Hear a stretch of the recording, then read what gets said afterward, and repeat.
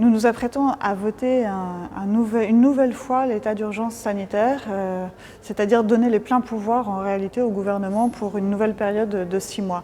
Alors il n'est pas question ici de minimiser l'importance de la crise sanitaire que nous traversons.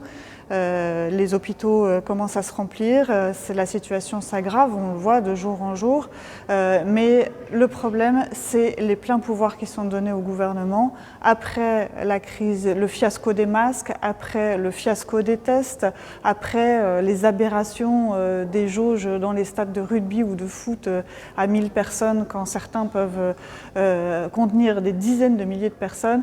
Donc il faut savoir raison garder. Aujourd'hui, les pleins pouvoirs au gouvernement sans aucun contrôle, ni des instances indépendantes, puisqu'ils s'apprêtent à demander de pouvoir se dispenser des contrôles d'organismes comme la CNIL par exemple, sans aucun contrôle du Parlement, alors que nous sommes là, nous siégeons actuellement tous les jours, toutes les nuits, y compris le week-end.